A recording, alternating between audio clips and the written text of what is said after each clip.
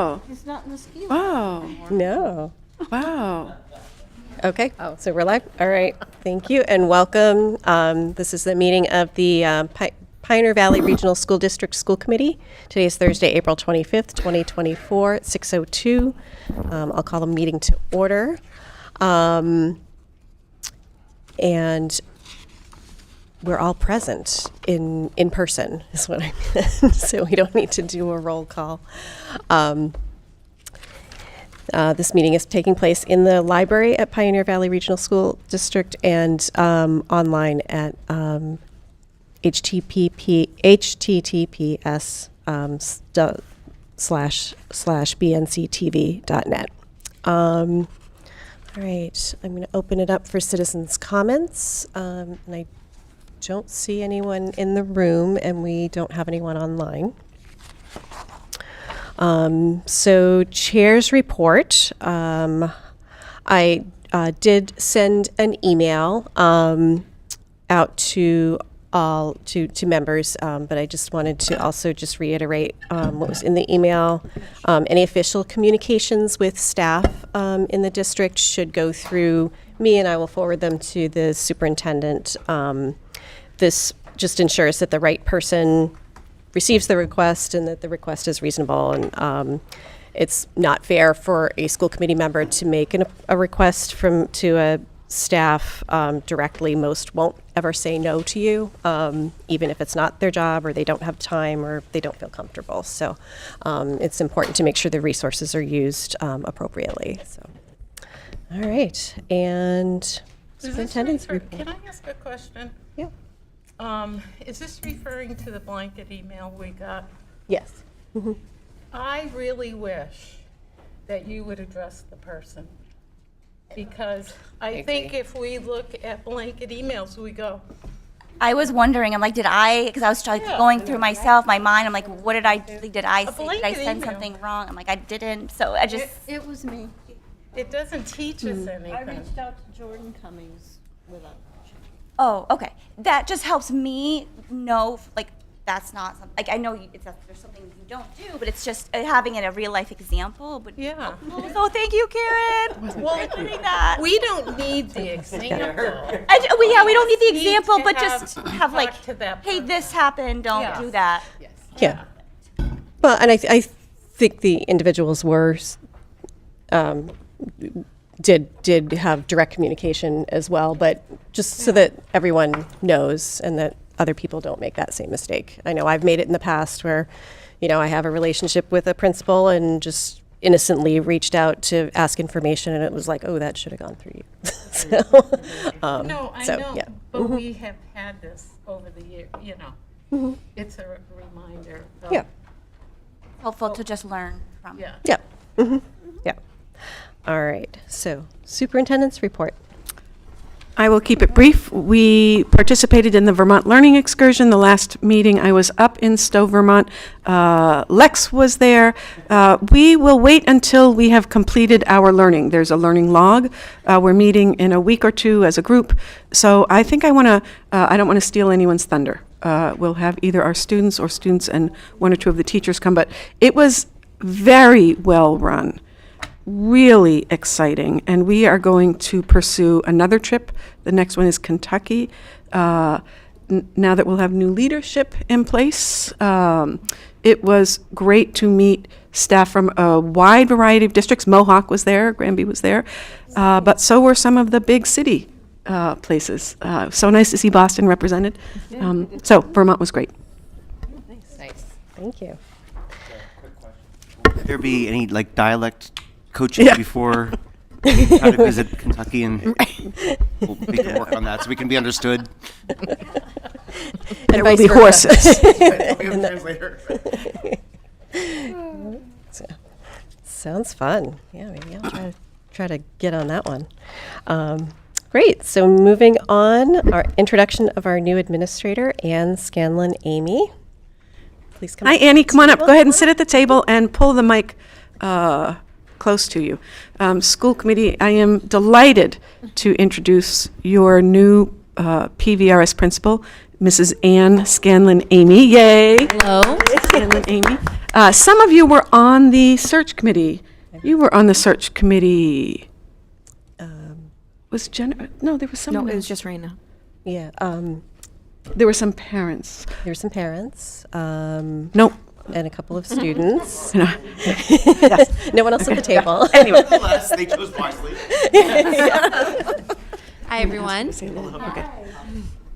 Would you like to introduce yourself to us? Say a few words about yourself So, and- my name's Annie Scanlon Amy, and I am really thrilled to be joining the team here at Pioneer Valley. And one of the things that I think is just really exciting, and Patricia kind of talked about it when talking about the trip to Vermont, is that often when you're entering a new school as an administrator, you're kind of coming in and the projects are you're in the middle of things and you don't kind of get to start to build it from scratch. And I feel like I'm coming in at this ideal time where so many things are starting and I get to start them with the school community, and I'm very excited. So I don't know if you have specific questions about me, which I'm happy to answer, but yeah, I'm really looking forward to a great experience with everybody. Annie, tell us, I mean, we know, but give us a little bit your background as an educator. Yes, so please nobody count on my resume and tell me I was wrong. I think next year will be my 17th year in schools. So I have been a middle school teacher for a long, long time. I was in the classroom for 14 years, teaching grades 6, 7, and 8. So I'm really excited to help kind of build, well, it's here, but to come and nurture the middle school here and to help it be the best middle school it can possibly be, because I love middle school students and I'm really excited I want my students, which I'll from here on out just refer to them as kids, to feel like school is a place that they really want to come to. And so I did that for a very long time. I taught in a 7 through 12 small rural school. I taught at Quabog. So I really like the 7 through 12 model. And one of the things I love about it is that you get to be with kids for a long time. So I taught 7th grade and kids came in as 7th graders. And then I got to watch them leave as seniors and kind of see that whole continuum. And because you have this big breadth of years, you get to really know families too, because you have families who are all 2 or 3 or 4 of their kids are in the school. And so you're constantly interacting with, family, you really get to know them and they get to know you, which is really wonderful. So that was my teaching experience. I taught history and civics, and then I was an academic coach in Athol at their high school. And that was a great experience of learning how to support adults. It was a really good transition from knowing how to be on the ground with kids to how do I support teachers with supporting their kids. And now I am the assistant principal at Michael E. Smith Middle School in South Hadley, which, as Patricia reminded me the other day, is about the same size as the district. So that's a little bit about me. And I'm also married to a teacher, so I kind of live in teacher world. Welcome. Yeah, thank you.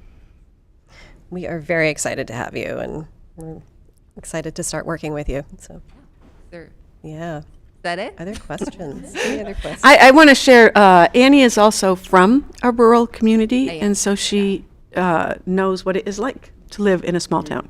Yep, I grew up in Rochester, Vermont, which I don't know. The Wikipedia says the population is 1,000. That is not true. They're definitely counting people that live in Florida for most of the year. The population is around 750. There you go, live. And it is the big town because it has both a gas station and a grocery store, Ooh. which the two towns, yes, the two towns that border it do not. So, and by grocery store I mean place that sells food. Yeah. That would be the IGA in Northfield. Yeah, Bernardston has the gas station. Northfield has the the grocery store. Yeah. So, great. Well, thank you. Thank you, We're Annie. so glad. Welcome. Yep. Thank you, and, if anybody ever has questions for me, please feel free to reach out through Patricia, and she can forward them to me, and I'm very happy to answer things kind of leading up to July 1st, but I'm really looking forward to July 1st, where I can be here full-time. Great. Thank you so much. And feel free to stay, but also feel Yeah, free to go- go. no, feel It's free to not. go. I'm sure you've had a long day. Well, here's something nice, good sign. Sarah Burstein, our new BES principal, invited Annie out to dinner. So they enjoyed some time with each other before. Yeah. Great. Yeah, they'll have lots of bonding time over Yeah. your new entry plans. Great. All right, so moving on to the approval of minutes for April 11th. Wow, we're cooking. Okay. I think my memory is correct on this, but Michelle, you were not at the last meeting, is that right? Correct. Okay, then I'm wondering how you could have made some motions. Oh, whoops. Geez, from, Wow. oh, no, I was at. pretty No, I talented. did No, not. you I- didn't. Either with my mother or. Yeah. Number 6. Let me go back. to- Yeah. Channeling, channeling or something. Yeah. Okay. I use initials a lot. Probably Melissa Gary. Oh, Melissa Gary. Melissa Gary. Yeah, Melissa Gary. I'll go back. I never thought of that. You MG. wrote MG. There you go. That makes There you sense. go. You were top of mind. Okay, and in number 3, you left a letter out of Sylvia's name. I have that. Cynthia. Oh, God. Karen.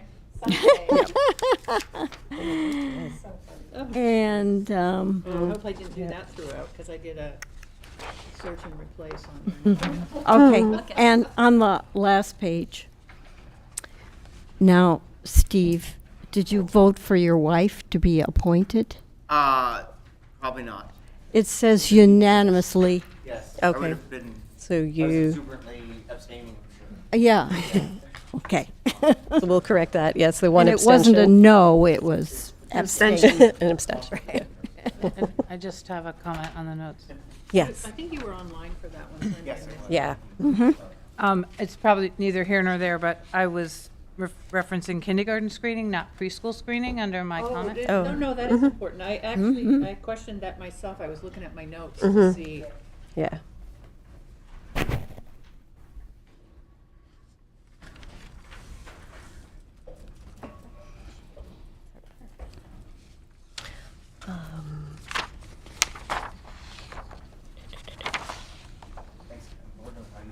I have a couple others. For the under section, oh no, that's not helping. Page 2 under Director of Finance. The very last number should be a $, not pounds, unless it was 2,000 pounds. Oh, yeah, no. It was dark.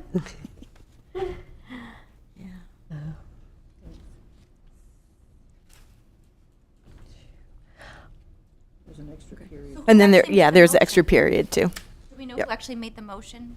Oh, that was you. Yeah, I went back and double checked. It wasn't. For the item before that, number 2, the vote is not recorded. Oh, Yep. well, it just says approved. It should be Oh, okay. unanimously. Yeah. Mhm. Okay. Because it was unanimous. All right. Okay. Yeah.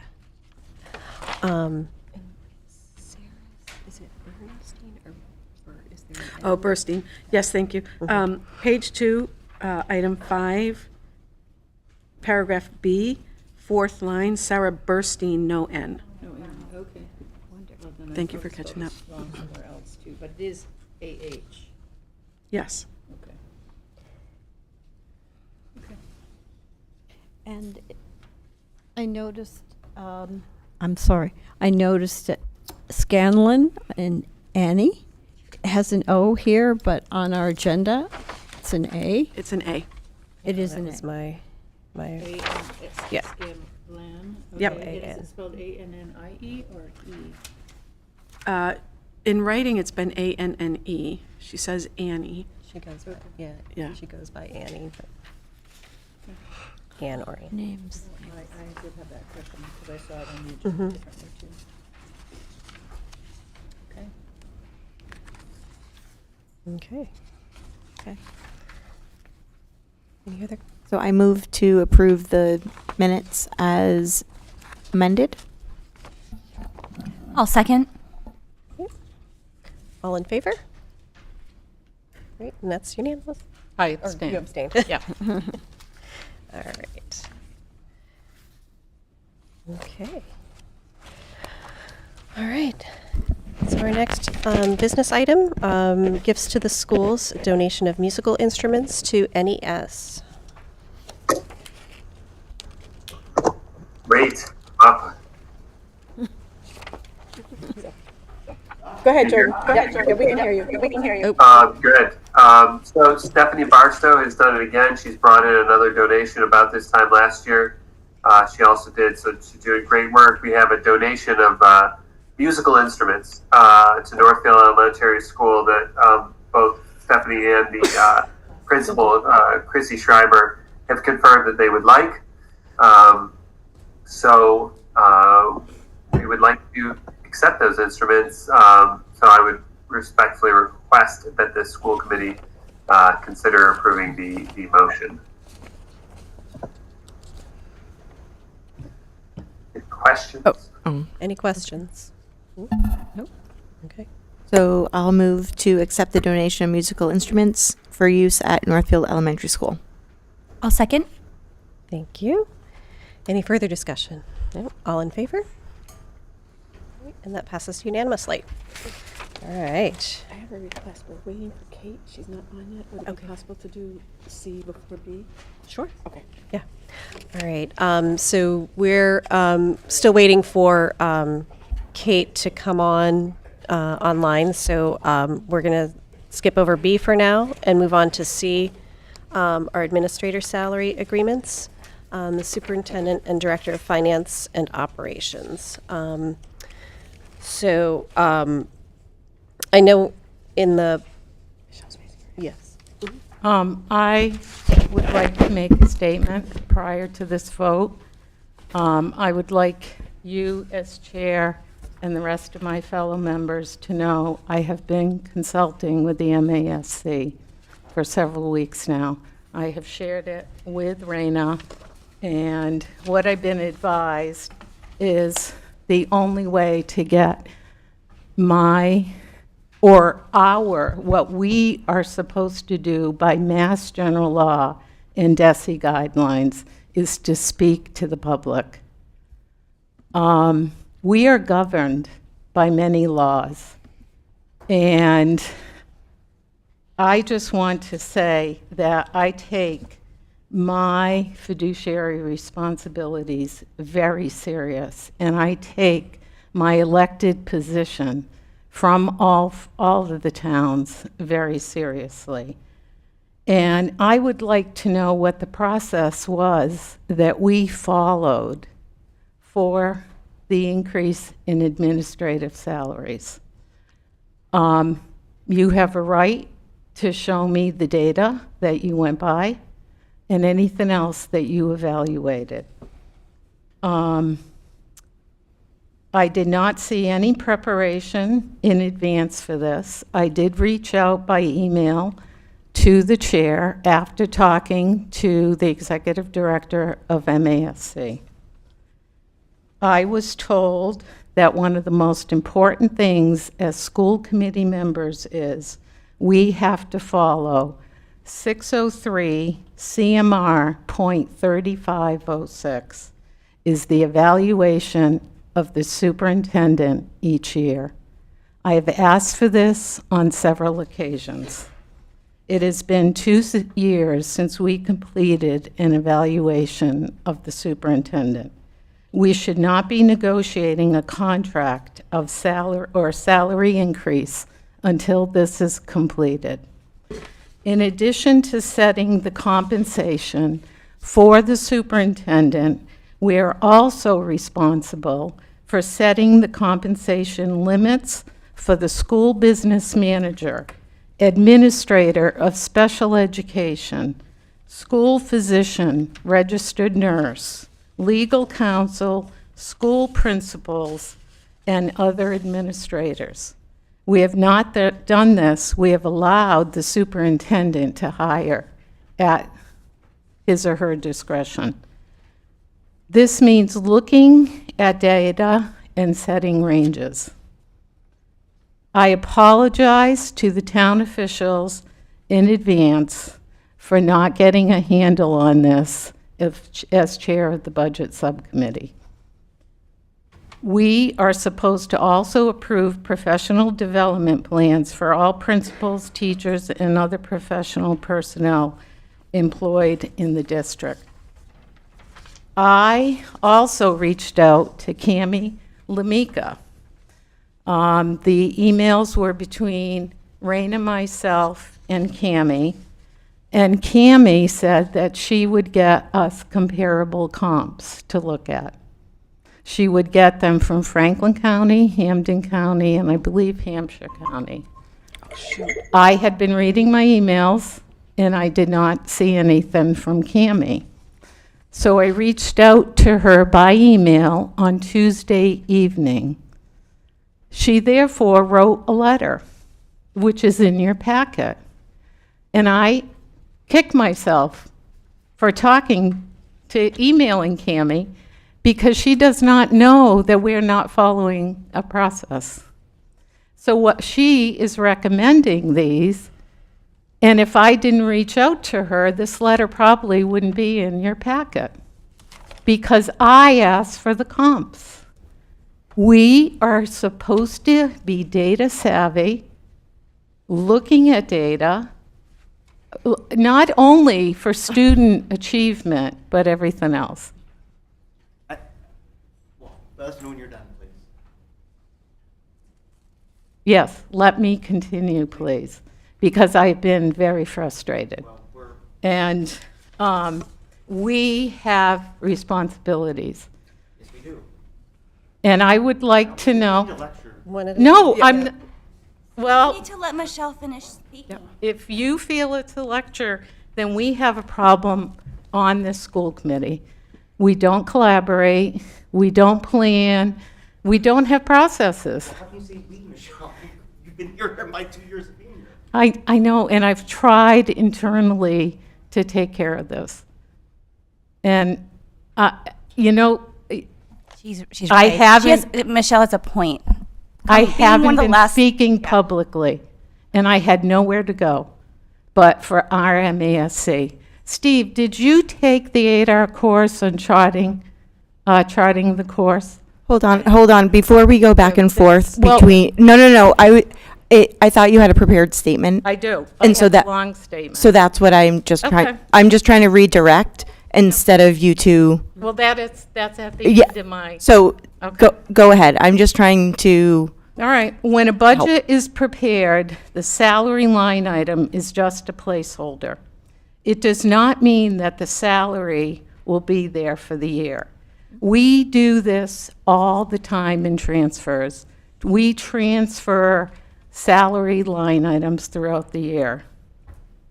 That is how our salary line items are budgeted. The school committee is the governance for public schools as put forth by the Educational Reform Law and Department of Education guidelines. We must have a clear vision, a clear purpose, including goals. We are supposed to be collaborative with the towns, and we are supposed to follow all the Mass General laws and DESE guidelines. Effective school committees are accountability-driven, and I would like to start that today. You may think I'm a broken record when it comes to setting goals. We went over our goals very fast, never voted on them, and that is the last I've heard of them. Our overarching goals should reflect the community's vision and values. SMART goals are for shorter-term goals. The school committee is our agenda. We should be having adequate time for goal setting and discussions on processes before we vote on anything that is so important to this environment. Anything we need to discuss, we should be able to do that. We should handle routine items through a consent agenda so we can have time for meaningful, well-targeted presentations and discussions. We should have data prior to our meetings and not have a task agenda where we vote, where we discuss, and then vote. Showing up at the meeting and voting on something with no background in discussion or time to research questions is not how we should be setting ourselves up. We should be striving for continuous improvement in student achievement and having this on our agenda once a month. We should, I already said data-driven. We must have the trust and respect of our students, our staff, and the entire community at large. Respect is earned and cannot be achieved by being angry when we hear negative things.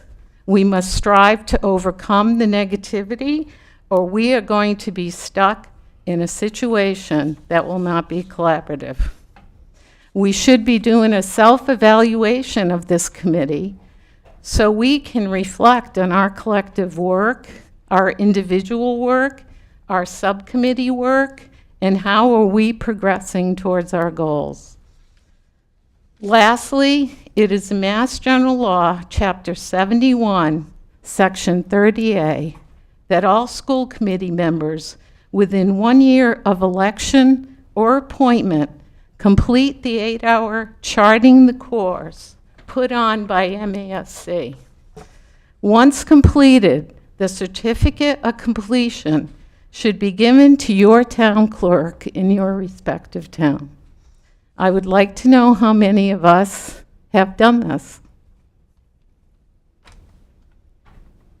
I have no idea. Discussion time. Yeah, So- I have no idea. Really, That's not. that's not on But- the agenda, so we can't. So we're not- that is my frustration, thank you, because I took that course, and that is where you learn all this. Sure did. The other thing is, I was going to say, and I can do it now, or on extra items, the Student Advisory Council, the last time the school committee met was in January. Melissa and I met. Lexi was there.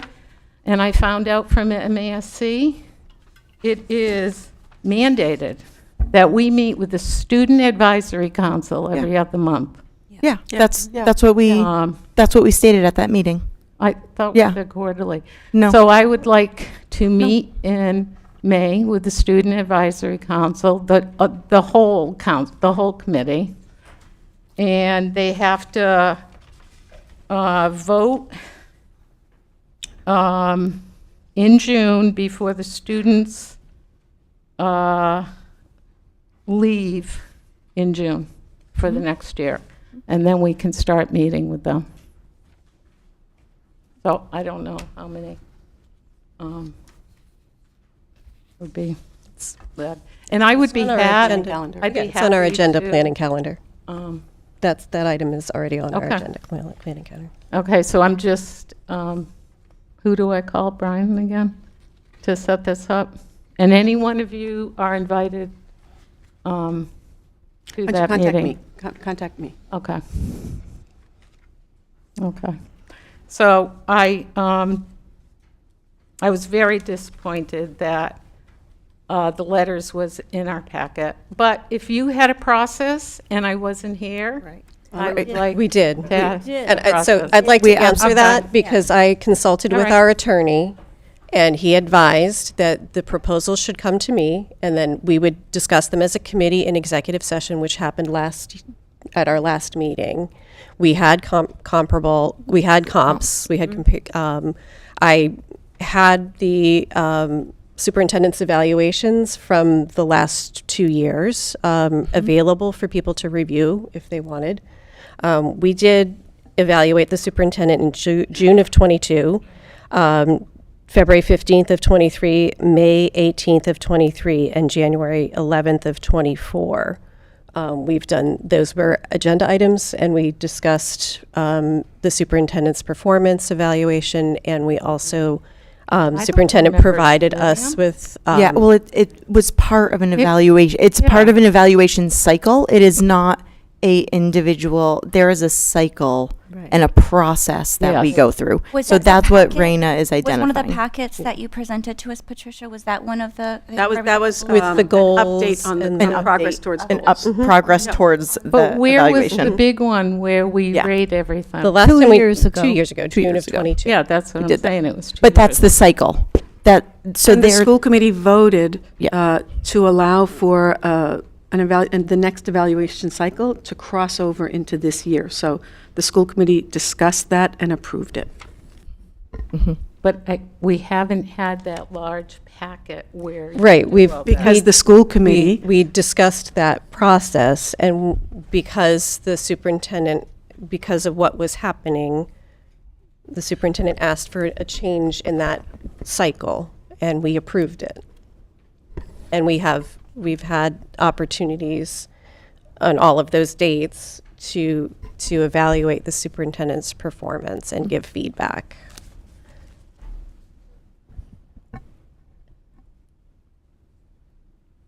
Well, I'd like to see the packet as a member of the school committee. You can give that to me in open session. I or mean, we these are can all, go- yeah, they were all documents Yeah. that have been part of past packets, so And I would like have to them in see my what the bag. I'll rating provide is. them to you. Yeah.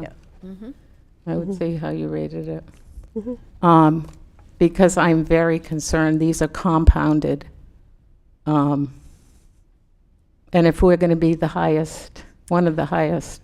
I just have, I'm sorry, let's work with some data, because we have Well, worked I with didn't data. see any Well, data. we have. Right. behind you.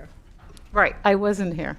And that You weren't here, so many of your statements, I hear your frustration so loudly, and I know that this is something that you've been frustrated with for a long time Yes. with the goals, and you've brought it forward to us. Yeah. I think we are also all aware that there are mass general laws that we need to follow, and we are doing that, and I can tell you that from being at these meetings with the evaluation cycle, that we have done everything by the law in the way that we are supposed to. I don't know what we can say publicly because of an executive session, but The evaluations are ma- public. many evaluations are, but some of the other data and some of the other things that you are saying that we did not follow in a process, I can say that that is not true based on our last executive session. But I Okay. will not go into the details of that publicly because that's an executive session. But how we got here tonight with the letters in front of us was all based on a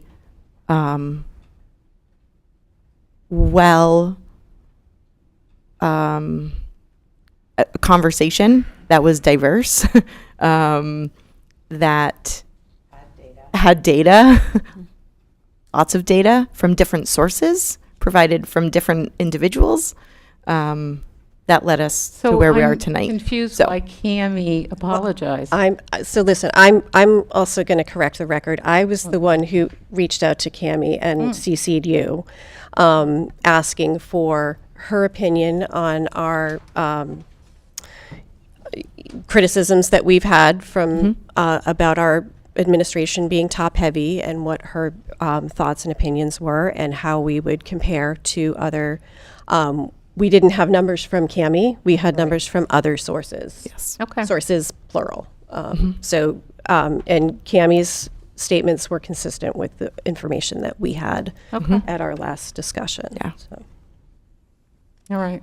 I would just like to move on with some of the other things, so that we haven't had goals.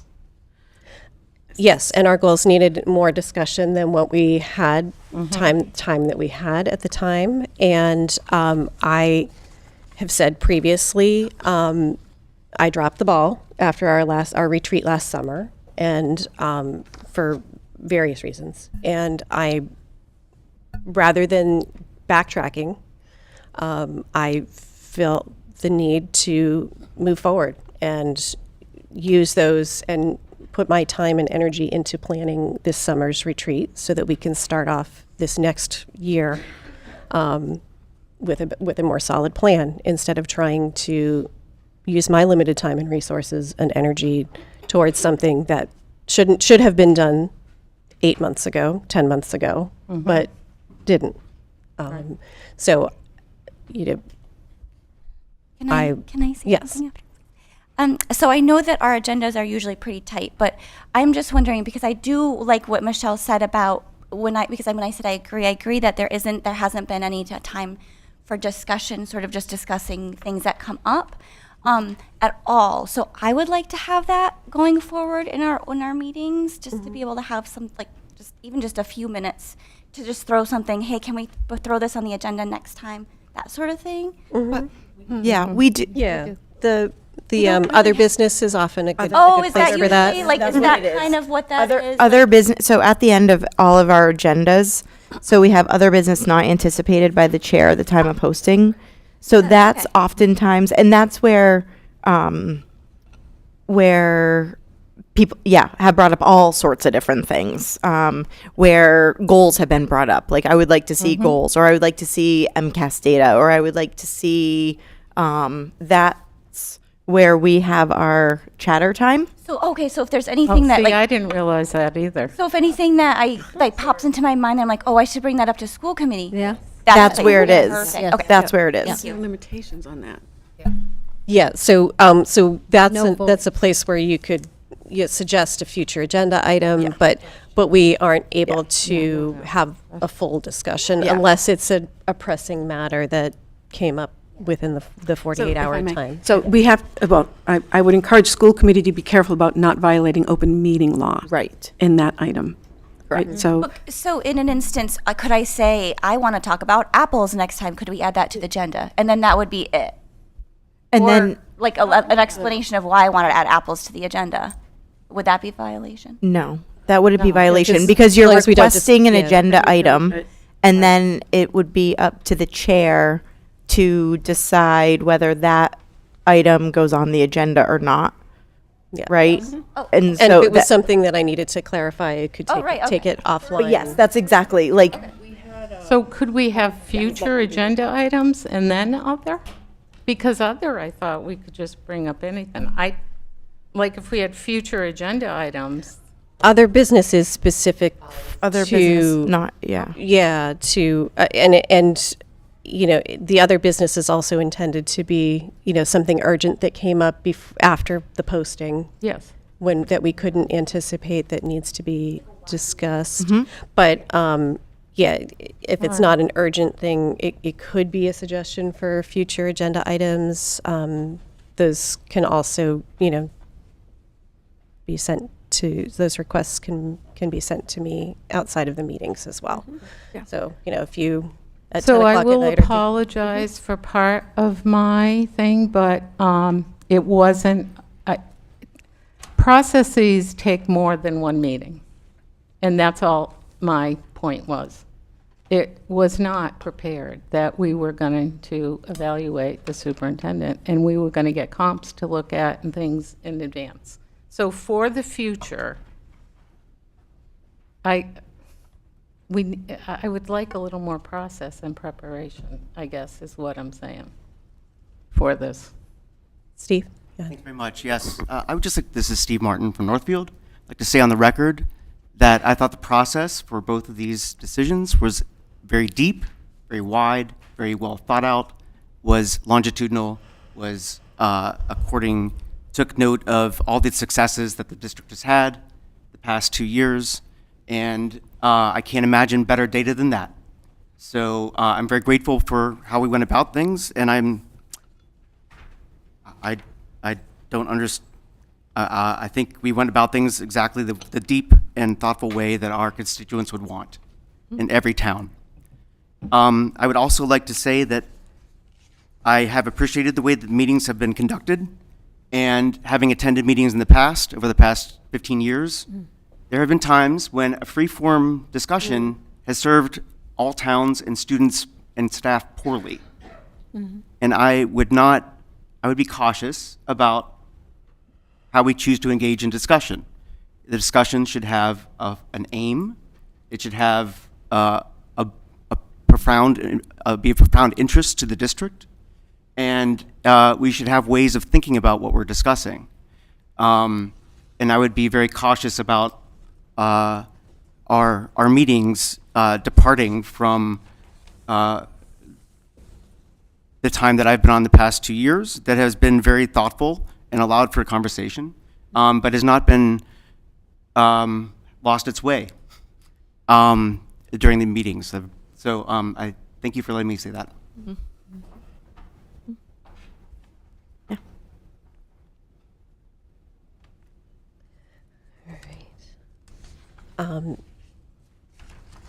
So relative to this discussion, I'd like to read the response that I did receive from Cami Lamica, so she's our fiscal overseer, and as an expert with an intimate knowledge of DESE, school business administration, and has also been working closely with Jordan Burns in developing our budget. I wanted her perspective. So her response came the other day. She said, I am writing in response to a request from the chair of the school committee and chair of the budget subcommittee regarding the negotiations for FY 2025 contract proposals. And that's actually, to be more specific, it is not a contract proposal, they're just the salary proposals for both the superintendent and director of finance and operations, and provide some perspective on the district's financial position. The superintendent's proposal for salary to increase to $166,082 is a $4,837 increase over fiscal year 2024, or a 3% increase. The amount of the increase is right in line with many school district administrator increases, and the salary amount is in line with an experienced superintendent. I would recommend the increase. The Director of Finance and Operations salary is currently $115,000. I would like to remind the committee the job was advertised at $125,000 2 years ago. Mr. Burns agreed to a contract which provided no salary increase for the second year. It is true Mr. Burns did not come to the district with Massachusetts school business administrator experience 2 years ago. He did, however, come with financial experience relating to school administration in New York, so the learning curve was not as steep as it could have been. Again, it is true I have provided some professional development in mass school finance to Mr. Burns to make the district stronger. I can tell you Mr. Burns is a quick learner, and because he had some knowledge, it made it easier for him to learn. I provided instruction, and then he took the knowledge and completed the tasks. That is not the case with some mentees. Some need much more direct supervision to advance their learning. Mr. Burns has made great improvements in the financial records and processes for the district in the past 2 years. I would recommend a salary in the $135,000 to $140,000 range, as that is the going rate for an experienced business administrator in Western Mass currently. There are some areas the committee needs to understand. I know some believe because Pioneer is a small school district, it should pay less for administrator salaries. I would wholeheartedly disagree. There are the same number of tasks that need to be managed, whether the district is small or large. In larger districts, there are more staff to share the workload. In smaller districts, less staff means more tasks to be completed by each person. The district needs to obtain and maintain the best qualified candidates in order for the district and its students to succeed. That's why the committee just approved the reopener contract with the PVREA and agreed to increase salaries to obtain and maintain the best individuals for the schools. The district has had financial struggles in past years when it tried to maintain only a part-time position as business administrator for a job that required a full-time knowledgeable staff person. You now have that in both positions, filled with knowledgeable and hardworking people. The district has invested in both of these individuals, and in return, great strides have been made both academically and, most importantly, financially. Stability is extremely important for a district to maintain and succeed. I would urge the committee to not give up on your investment, but help explain to others what a difference is being made with invested individuals in key roles. Just like the teachers' negotiations, you need to maintain a compensation level so that staff will remain at Pioneer and not seek other employment opportunities simply because they are underpaid and surrounding schools would pay a higher salary. I've been working with a few districts over the past 6 months to replace their school business administrator. I can tell you from firsthand experience, there is not a small pool of candidates. There is no pool of candidates. I am seeing no experienced school business officials applying for positions. Many applicants have never worked in a school or even in the public sector, and in ordinary times would not have even received an interview. These are the people now being hired in the mid $130,000 range because that is what the salaries are commanding right now. The committees are faced with hiring the most moldable person and providing extensive on-the-job training resources to those individuals. I am concerned about the financial stability of the district if these administrators leave the district simply for salary increases. The district has come so far to right the ship in its financial management and has grown stronger, yet not completely able to stand on its own without some guidance. Maintain your investment in order to keep the momentum of the success of the district growing strong. I'm more than happy to discuss my recommendations with the committee if you would like. And it's signed Cami Lamica, dated 4/23/24. And I would just like to say, I just noticed that what I meant to say is I wasn't against salary increases.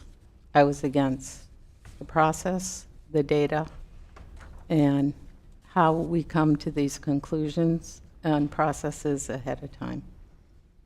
So that I was not going to say no increases. So if that came across, that is not my intention.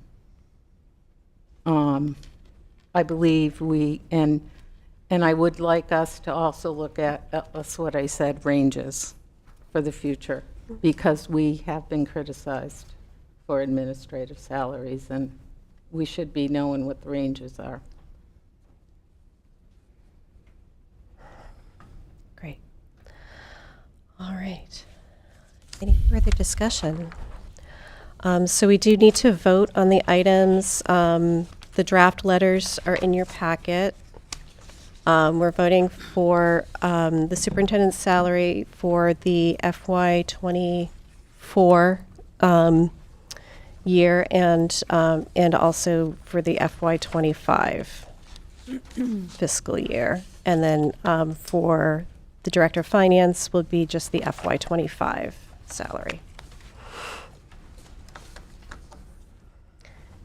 So as a point of order, do we need to vote those separately, or can we vote them? I would recommend. Yeah, okay. Mm-hmm. All right.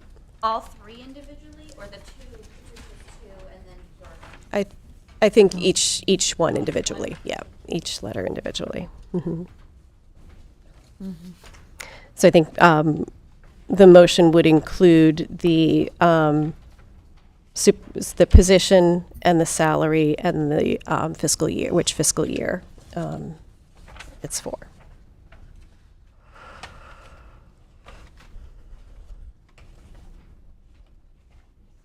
Okay, so I'll make a motion. Well, we're not are we accepting this? Or are we because you need to sign it. Right, you're voting Voting to approve, not accept. Okay. Approve the salary Motion and to then approve. There we go. authorizing me Not to sign. accept. Yeah. I was stuck. Sorry, yeah. Okay. Excuse me. I make a motion to approve fiscal year 2024 annual salary of the superintendent at $161,245. Wait a minute. So that's the 23, 24. Yep. 23, 24. Oh, okay. I Yep. was like, the Okay. dates are, Yeah, 23, 24, yeah. Mm-hmm. So it was voted Voted. and Any seconded. further discussion? Okay, and Discussion. all in favor? All in favor? All right, so that passes unanimously. Thank you. I move to approve fiscal year 25 annual salary for the superintendent at $166,082. Second. Thank you. All right, any further discussion? All in favor? Any opposed? I abstain. And one abstention. So that passes. And You want to? Doesn't matter. Just go. oh my goodness. I'd like to move that effective July 1st, 2024 through June 30th, 2025, that the Director of Finance and Operations salary will be $140,000. Second. Okay. Third. And I'm just going to amend that the salary will also include a reimbursement for travel Travel, without the need for a voucher. right. All right. Oh. All approved? All right. And Abstain. an abstention. Okay. All right, thank you. So one abstention, so that passes. Thank you. All right, back to item B, district ranking from DESI regarding the 24-25 charter application cycle. Thank you. We have with us Jordan Burns and Kate Mesmer because they have contributed to the analysis of this item and will be chiming in at different points. So I'm going to switch to a, but not that. Jordan, you have 8 minutes. Oh, I'm gonna, okay. With the goal of. So I know the goal is to go fast. This was a meeting that didn't have so many items, and this is a really important item. This is new No, for I me. know. I have, We're just okay. I'm such a goody two-shoes. The pressure. I have never in my career dealt with this. I have worked in a range of districts. I started out in adult education, but my first public school job was in Chelsea when it was under Boston University's control during that decade. John Silber put his thumbprint on Chelsea. I promise I'm going to go fast. And then I spent 16 years in Boston working, I then went to Brookline, and when I went to Brookline, I did some analysis of poverty rates. The poverty rates in some of the Brookline schools were on a scale of 100, opposite what I was used to working in Boston. So if in Boston, I was in a school where the poverty rate was 95.5%, there was a Brookline school that had a 4.5% poverty rate. So it was a learning for me. The point of this is to say, I've been around the block in a range of districts, and I've never had to deal with this one before. So I've had to learn. What is this? We got an email the Monday before we left for Vermont, Monday morning, saying, Superintendent, your school has joined this list of the 10% of districts who are the lowest scoring districts, according to MCAS in the state. Alarm. I immediately fire off an email to Jordan and Kate, say, Jordan, what does this mean? Kate, what does this mean? Because it had implications for the charter funding cap. The next morning, DESI blasted an email to public officials, including all of our select boards, saying, by the way, your regional school district, all of the districts, and I talked to other superintendents. We had no warning, no understanding. So I've spoken with the commissioners. I have a relationship with the commissioner spokesperson and let them know and let the charter office know. That wasn't so helpful. It would have been nice to be able to get our ducks in a row, analyze this, and understand it. So there is a statute. Mm-hmm.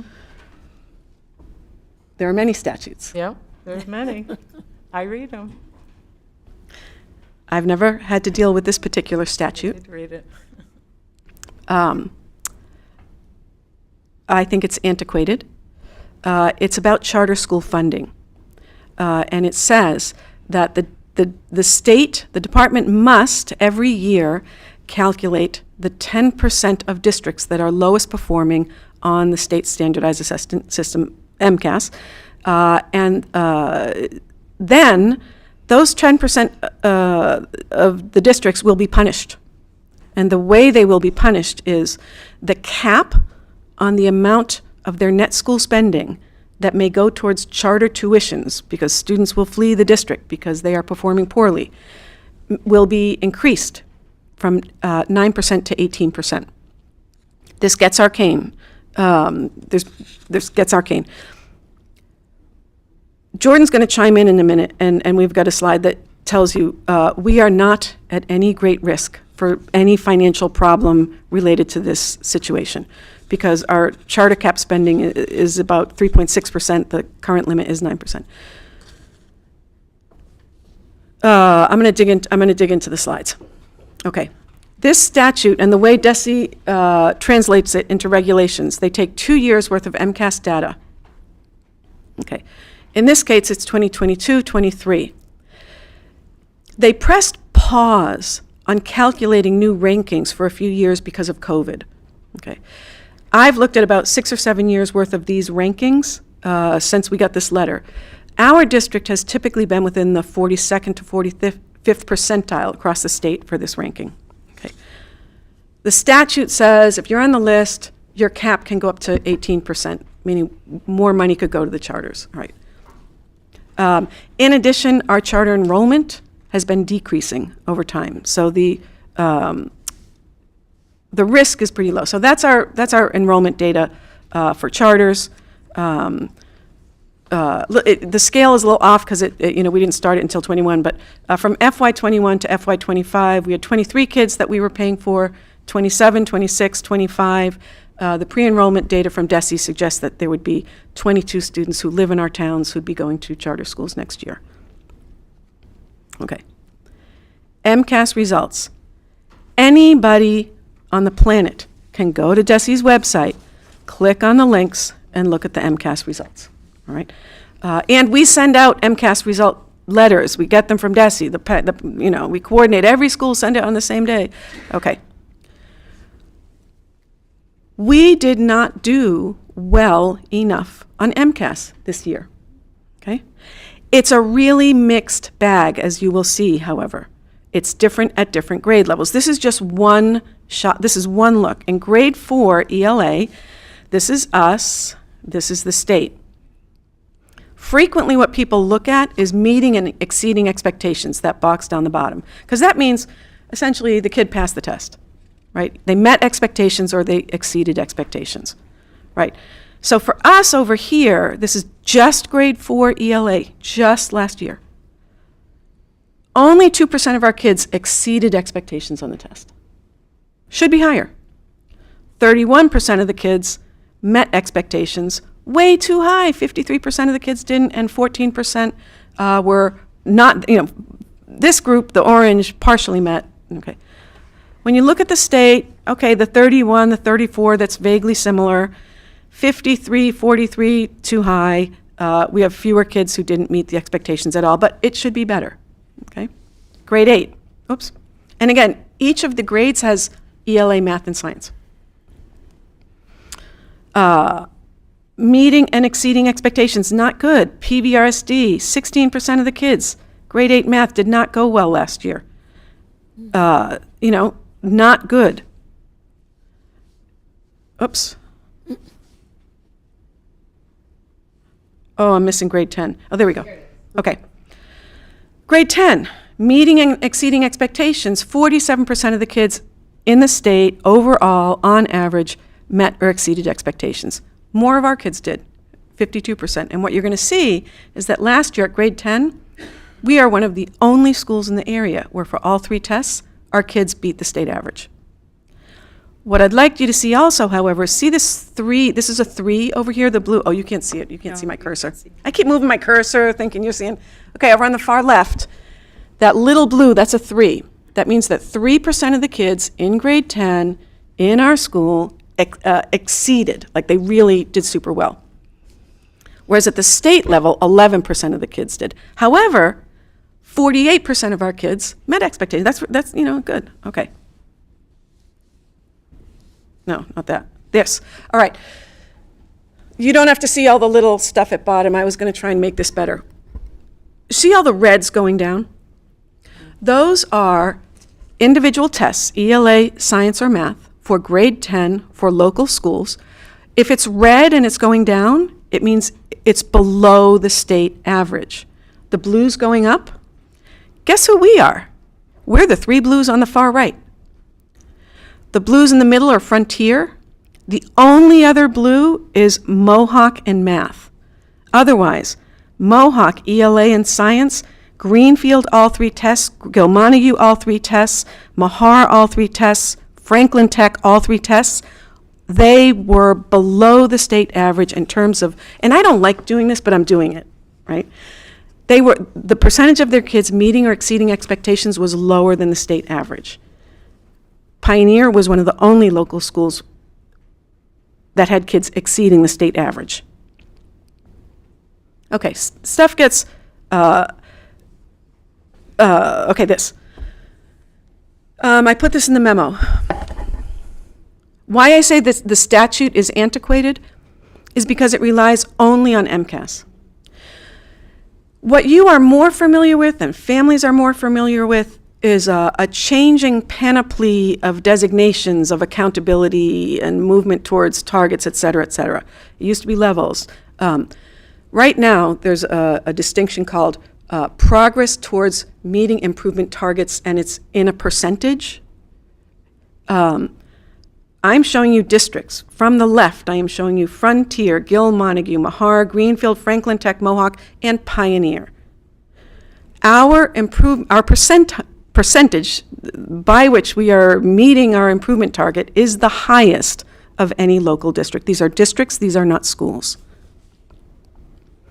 School accountability, I don't like this stuff. And if you want the data, here are the data.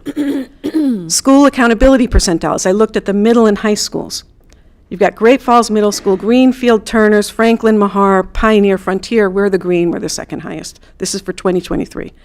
These things take into account more than MCAS. These take into account English learner progress, high school completion rates, access to and completion of advanced coursework, chronic absenteeism, in addition to MCAS scores. So when the state puts together we want to look at everything, the district looks a heck of a lot better. Oops, no. Oh, but I'm missing something. Okay, here's how it gets weird.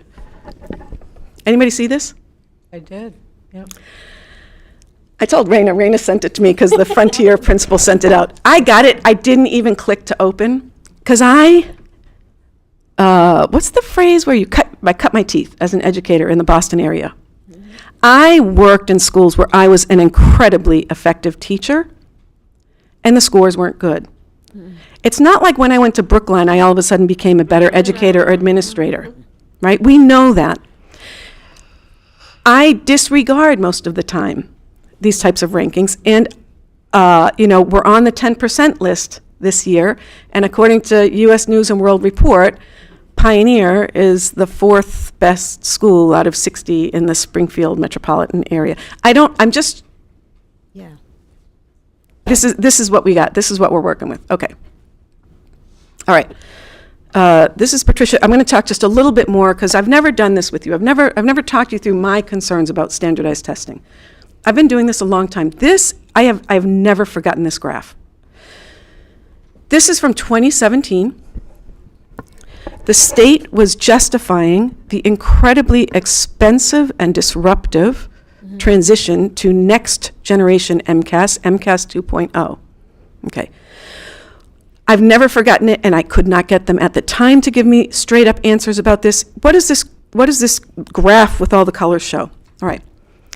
It's showing different grade levels, different tests, and the volatility of the percentage of kids who scored in each of the 4 areas. So you'll see bars where the green is really big, and next to it there's a much smaller green. You'll see a blue that's small and then a much bigger. What that means is from test to test and year to year, there was little consistency in terms of how the kids scored. The state essentially, go ahead. I'm sorry, is this the same cohort of children, or are these time points for a district? Cohorts of, time points, so not cohorts of children. Yep. They used this as evidence of why it was so important to go to a new test that would have smoother achievement spreads. The problem is the state never owned up to its responsibility.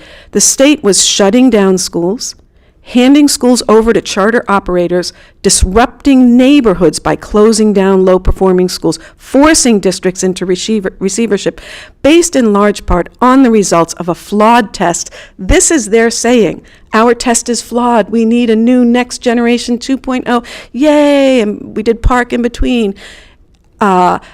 This, as an educator, as a parent, as an administrator, I remember this. And it is burned into my memory. And here's how I use it. I remember that our system has flaws. Right? I'm not saying standardized testing is bad. I've taught courses where folks get graduate credit on like I teach assessment. I've done that in the Boston Public Schools. But the system is flawed. Here's just a few more. This is Patricia doing this analysis. It's not hard to do if you know how to do it. Mm-hmm. What's the correlation in Massachusetts between student income status and MCAS scores? So you're going to see a scatter plot for grade 4, grade 8, grade 10. It's incontrovertible. The relationship between income and standardized test scores is ironclad. There are outliers. Of course there are. There always are. When I said before that in this very narrowly defined ranking that comes from the statute, for the 6 years prior to COVID, we were at the 42nd to 45th percentile. That was consistent. You want to know what? That sounds about right to me. That sounds about right to me. There was a precipitous drop in this past ranking. I cannot tell you for sure why it happened, because I have, and Kate and Jordan, you poor things, you came onto the meeting and I've just talked and talked. Kate and I have torn through the numbers every which way. There are 36 data points that the state uses. They haven't sent us the algorithm. They're not trying to hide it. The person who does the algorithm is out on maternity leave, but we don't have the algorithm. But we have looked and looked and looked. To the best of our understanding, we think we landed on the list for a few reasons. Overall, the scores weren't high enough.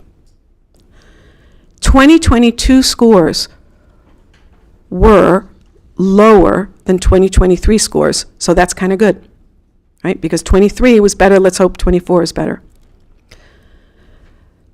We were not in the lowest 10% of districts for any grade level, any test either year.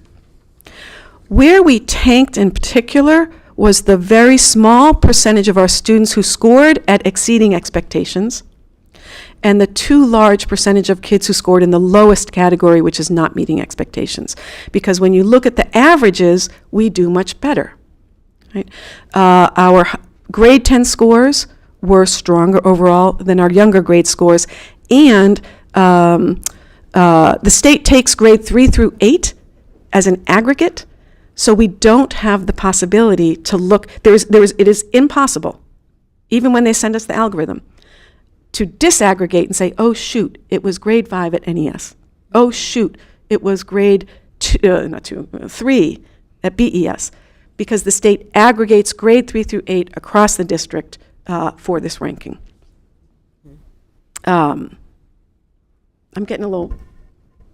This stuff really matters, because when we have a strong formative and summative assessment system in place that we believe in, I will be a dragon about it. I was a dragon in Brookline, making sure that we brought in excellent literacy assessments, K through 8, and we did a bang-up job making sure everybody knew how to see whether kids were reading and writing well and what to do next. MCAS is not that tool for us. So my big message is, yeah, this is alarming, not good. I don't know 100% why we landed on it. We've done a bunch of the, like, what is it?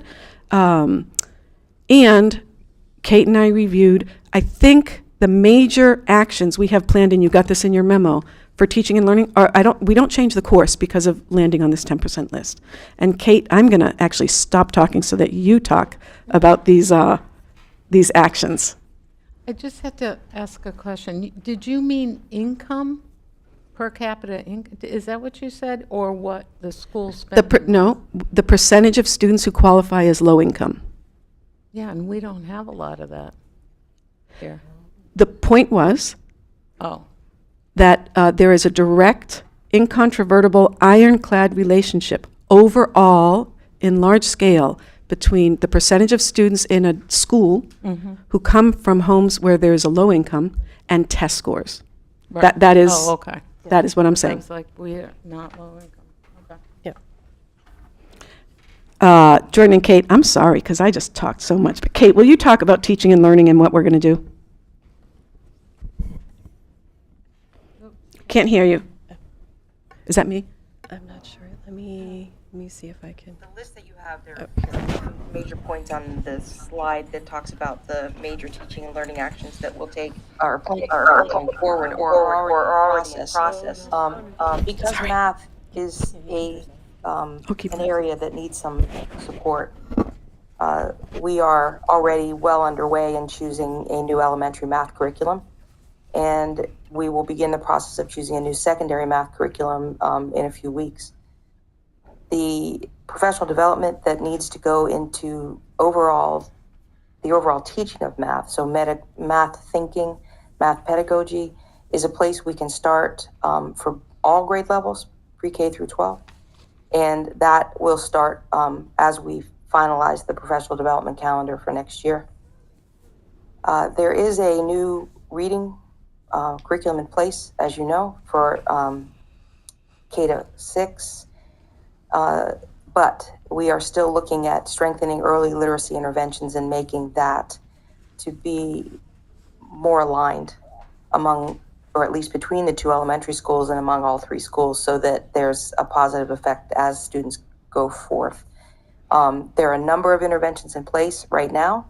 All of them have their strengths, but we really need to align which one we're going to use. And I'll work very closely with Nancy Parlakosh, the Director of Student Services, and with the Early Childhood Education Coordinator, Maren Law, to make sure as we go forward. We've already started some of this work and have worked very closely with the elementary principals, and Trish has certainly taken part in how we're going to go forward and make really good decisions around early literacy.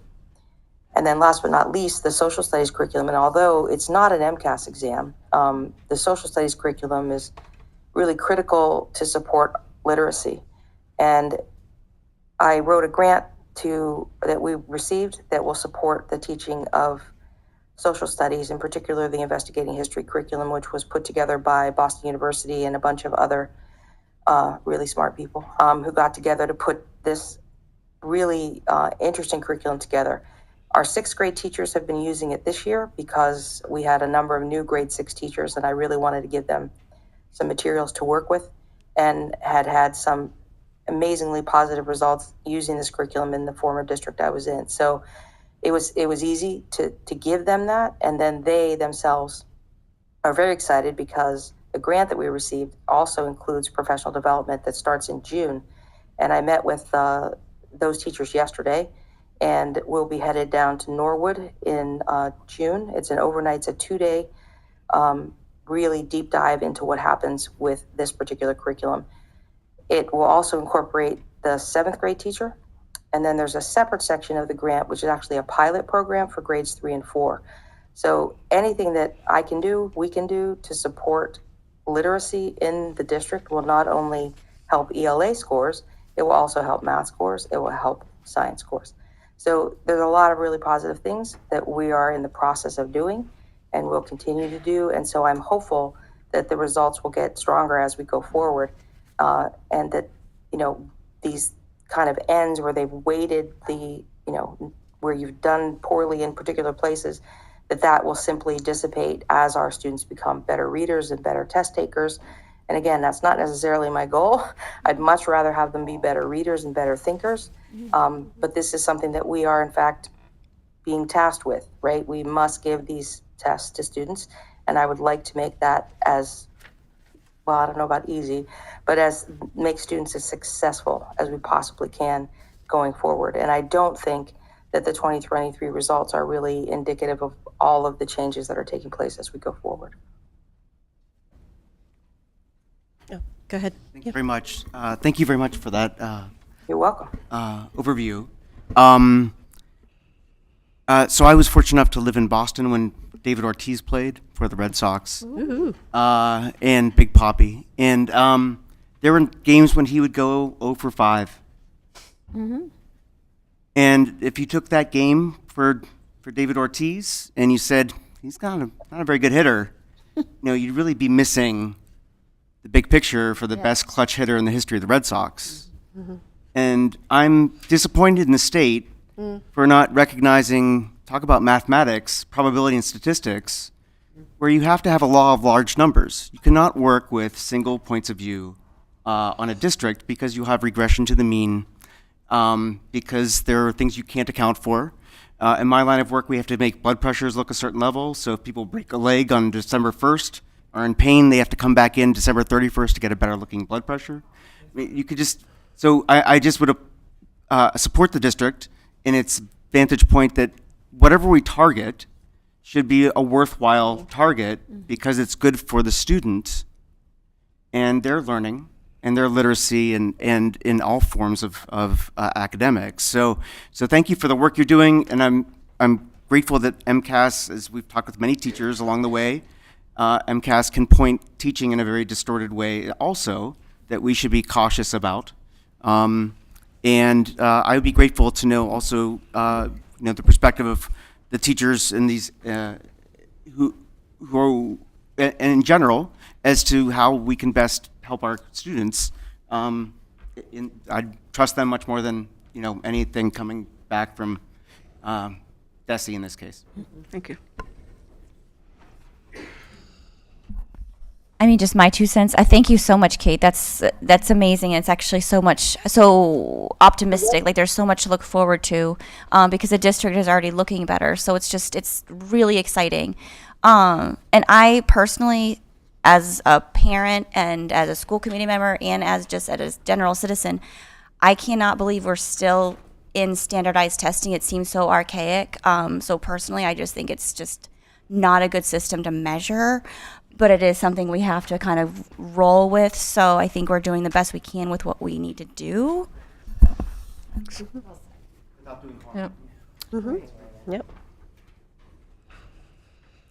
Great. Thank you. All right, thank you. Yeah. Thank you, everybody. Thank you. All right. So, other business not anticipated. Oh, yes. Go ahead. I just want to share something really, really cool. Yeah. So I'm employed by Brattleboro Memorial Hospital. Been there 5 years. Yay. A former Pioneer alum, Stephanie Beck Estelet, is a practice manager, one of my best hires, I should say. Anyway, we are, like many employers, trying really hard to attract good talent. And we're brainstorming every possible way to do that. And so Stephanie said, I think I'm going to try to go to Pioneer and do a presentation for some of the students. And she did that about, I think, 2 weeks ago, maybe. It was very well received from what I understand. And yesterday, I think it was yesterday, we had a handful of those students in our hospital touring for the day. Not just touring, but shadowing. It was the coolest thing. They were in... I know I'm going to miss some departments, but they were in radiology, they were in lab, they were in our primary care practices, they were in our specialty practices. One of the students got to sit in on a first trimester ultrasound with a pregnant family, and I understand it was incredibly beautiful and emotional and moving for everybody. The feedback from the professionals that they were with, the nursing staff, the clinicians, were that these students were amazing, that they were so attentive, they had questions, they were very engaged, and it was also said that they were better than many college students that we have coming in. So anyway, I just wanted to share that. It was really, really cool. I know that Stephanie reached out to Kathy Malsh today to express her gratitude, and one other person, and forgive me, I can't remember who that is, but Kathy responded and agrees that this is something we should keep doing. So I'm super happy. It's my two worlds crossing, and the most important message here is this is an incredible testament to the village that is raising these these children, which includes parents, administrators, teachers, and all of that. So thank you, everybody. Well, I'd just like to say I had a student too, and it was fun. Yeah. And he was very well prepared. Yeah. So good. So I think, At the town? yep. So I good. volunteered to have one. Yeah. Yeah, I used to do it when I was in high school. I used Good to stuff. do job shadowing, so I think it's great. Yeah. Yeah, what a great opportunity, and yeah, it's a wonderful partnership. So great, and very proud of our students. It should be. All right. All right, so our coming meetings, there's collective bargaining and personnel will be meeting on April 30th and May 7th. May 9th is our next regular school committee meeting, and I will entertain. Oh, yes, sorry, Lex. Yeah. go Hey, ahead. sorry, I just had a quick thing for new business. It's just a quick few questions about the Student Advisory Council. Are there any students present on it other than my peer, Rain, Snow, and me? This is something that the building was working on. I will find out. My understanding was that there were elections, but I'll find out. Okay. Yes, because I was thinking that we represent here, and it seems a bit unfair to the rest of our peers if we're also the only ones representing there. I would agree. Yeah, thanks. Well, Yeah. don't they so often? They should be I think meeting. the last time. It's different from student council. Student advisory council is a school committee endeavor that school committee should run. School committee has the information, has the policy. The election is already on our school committee agenda calendar to bring forward the results of the election for next year. I'm happy to be a go-between, but this is something that the school committee manages. So May I add to the upcoming subcommittee meetings? Teaching and Learning is meeting on May 9th, before this meeting. 5 o'clock? Yep. Okay. Great. policy.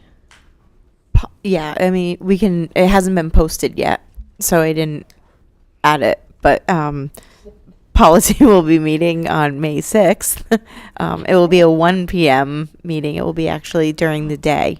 So, yeah, but it's not posted, so. And that actually, this might be a good time to remind everybody of town meetings. Oh, yes. Let's look at the dates. What have we got? Bernardston, Brian Keir, next Monday night, 7 to 9 at the farm table, the barn. And my understanding, having looked at the warrant, is that the school budgets, the school district's budget is on there with a recommendation from the select board. Is that correct? So that's Monday, the 29th. And then the next week, Monday the 6th, May 6th, Northfield, 7 to 9. And again, well done, Budget Subcommittee. The budget is on the warrant with a recommendation to approve from the Select Board. I don't know yet about Leiden. June 3rd. I'm working on the warrant. Okay. Great. All right. I make a motion to adjourn. Thank you. All right. All in favor? All right. Thank you. All right. 7:25. Sorry, we're a little. We tried. We tried. But not 8 o'clock. Yes. It's still light out. I'm taking this. And there's another one. Further south. Is that what I'm taking?